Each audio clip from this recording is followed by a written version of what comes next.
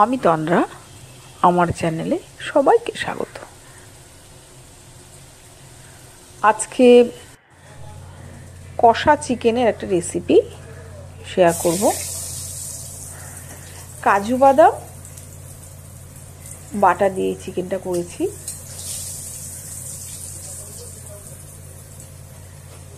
এলাচ, দালচিনি, তেজপাতা সব ফোড়ন দিয়েছি। এরপর পেঁয়াজ, রসুন, আদা, কাজু বাদাম আর কালো গোলমরিচ একসাথে বেটে দিয়েছি। টমেটোটা একদম শেষে দেব। যে যে মশলাগুলো আমি একসাথে পেস্ট করেছি সেগুলো পরপর বলছি। এখানে কাজু বাদাম ছিল, পেঁয়াজ,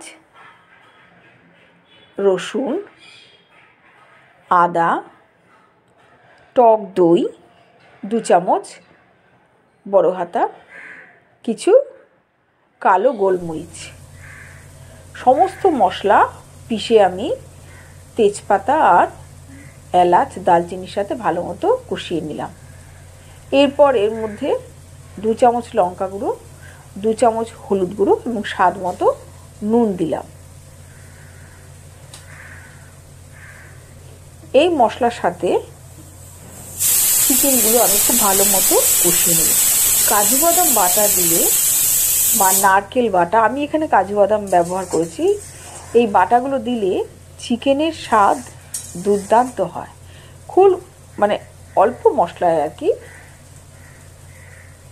দারুণ স্বাদের হয়। খুব বেশি মশলার পরিমাণ না থাকলেও কাজু বাদাম তারপরে নারকেল এগুলো দিলে, এটা আমি কাজু বাদাম বাটা, পেঁয়াজ, রসুন, আদা, মাংসের যে মশলা মনে হলো সবাই আমরা জানি, কিন্তু আমি এর মধ্যে ব্ল্যাক পেপার আর কাজু বাদাম বাটাটা বেশি দিয়েছি। রুটি দিয়ে, এটা রুটির সরঞ্জাম হিসাবে, রুটি দিয়ে খাওয়ার জন্য, রুটি বা লুচি বা পরোটা যাই বলুন না কেন, কাজু বাদাম যেহেতু একটু মিষ্টি হয়, চিকেনের স্বাদটা কিন্তু এটা এই কাজু বাদাম বাটা দিয়ে এটা রুটি বা পুরি দিয়ে দুর্দান্ত স্বাদের হয়। আমাদের রাত্রে রুটির সাথে এই চিকেনটা করেছিলাম। আলু খুব কম পরিমাণ দিয়েছিলাম, আপনারা চাইলে আরও বেশি দিয়ে নিতে পারেন, কিন্তু কাজু বাদামের যে মশলাটা, বাটা মশলাটা, সেটাই খুব দুর্দান্ত স্বাদের হয়। কষা কষা করেছিলাম। আলুগুলো একসাথে ভেজে নিয়েই আমি দিয়েছিলাম চিকেনের সাথে কষিয়ে। একদম শুকনো করব, যেহেতু রুটি দিয়ে খাওয়া হবে, এটা রুটি দিয়েই বেশি ভালো লাগে। ভাত দিয়ে হলে সেটা অবশ্য কাজু বাদাম বাটা ছাড়া করলেই ভালো হয়, কারণ কাজু বাদাম এটা ফ্রাইড রাইস, রুটি, লুচি, পোলাও যাই বলুন না কেন এসব দিয়েই কিন্তু খেতে, এই রকম চিকেন খেতে ভালো লাগে।